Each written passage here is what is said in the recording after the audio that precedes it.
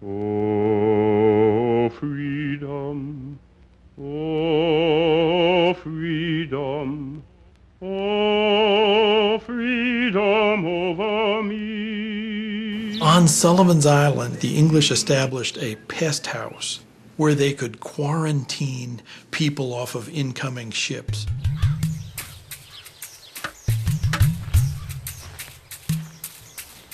These people were thought of as goods, as cargo. And in the language of the slave trader, this was a place where goods were held until they could reach full market value. This is the perfect example of the inhumanity of the slave system. The most valuable workers were men younger than 20. And the second most valuable were women younger than 20.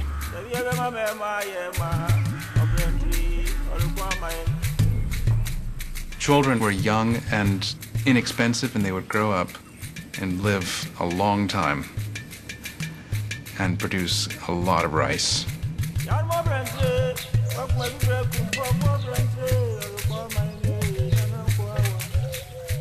For a person just arriving, you know you've been aboard this ship for a long time, but you probably don't know exactly how long. You don't know where you have gone. Of course, the number one thing on your mind is, how do I get out of here? How do I get myself free?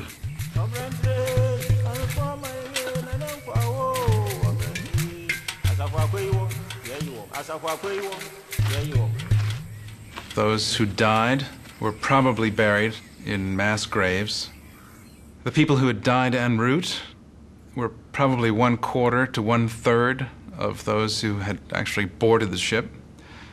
Those who finally survived were taken to Charleston, where they were waxed down with oil, fed a good meal, and then put on the auction block. For the enslaved, survival took many forms. Some pretended to be ignorant or represented their master's interests. However, many refused to conform. They maintained their dignity by drawing strength from their spirituality and culture.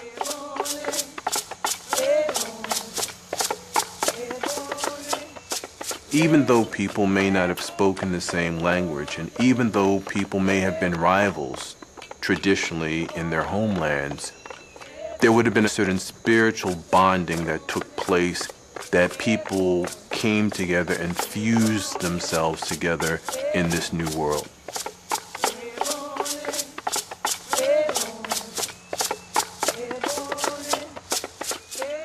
By the 1720s, enslaved black people outnumbered whites by more than 2 to 1 in the Carolina Low Country.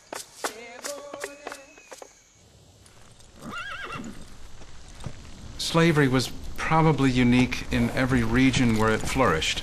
Massachusetts, New York, Virginia, and Barbados. But in South Carolina, it was probably the most industrial form of slavery because the scale was so great.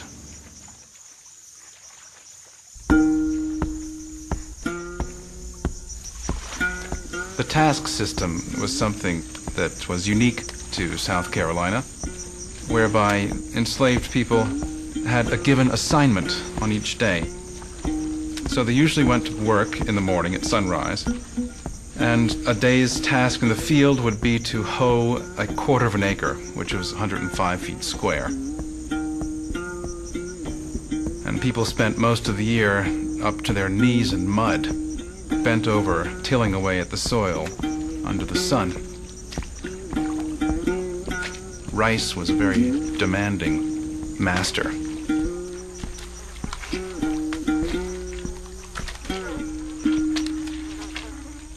In South Carolina, slaves are worked almost to death, and then they go back to Africa and they go get some more, and they are continually replenished.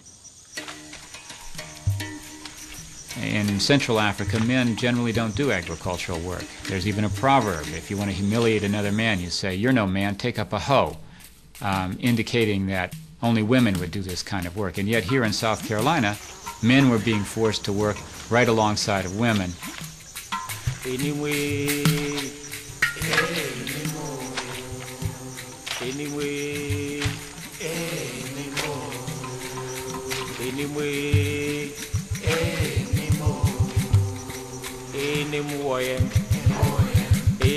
In West Africa, the mother would pound a little bit of rice every day to prepare the evening meal. It was an art form. It was a skill. You could be proud of it.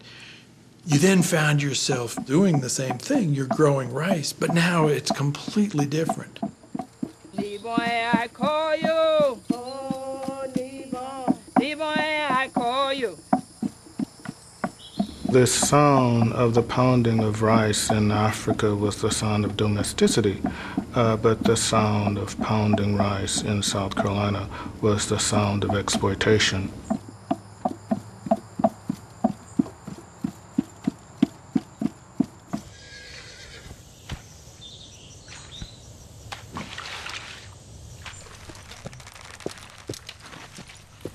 Well, the more money that the white elite made, the more it was in their interest to make the slave system a kind of invincible fortress that would perpetuate the comforts of the few.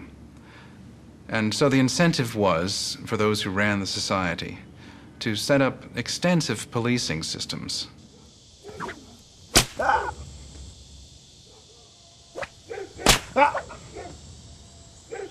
A slave, especially under these circumstances, wants to survive, wants to be free.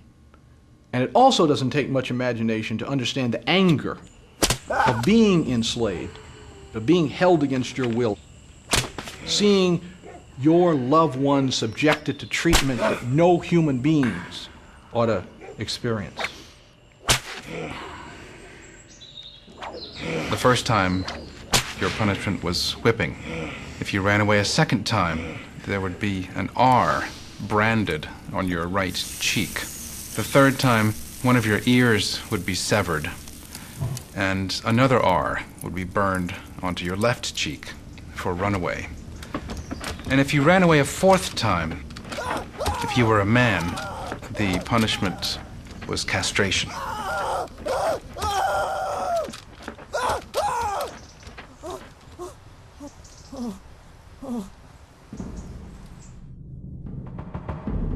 Gruesome punishments that had been familiar in England were exaggerated in the slave society.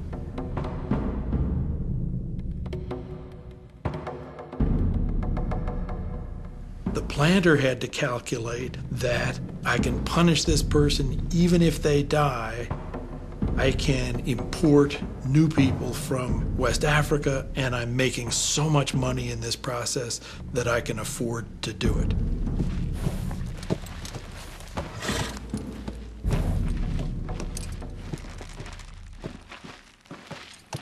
The inhumane treatment says a lot. That indeed they're resisting their enslavement, that like any other human being whose rights and opportunities are being taken away, that they're going to resist and fight back. Burning down barns was something that occurred regularly and increased during harvest time when the workload was heaviest. Poisoning could not be caught readily, and it was often something that was feared by whites even when it didn't exist. One symptom of their fear was that there was a law that white men had to carry guns when they went to church. Sunday was the only day off for enslaved people. And so the white folks feared that the uprising, if it ever came, would happen on Sunday when all the whites were gathered in church. Therefore, the white men were required to carry their guns to church.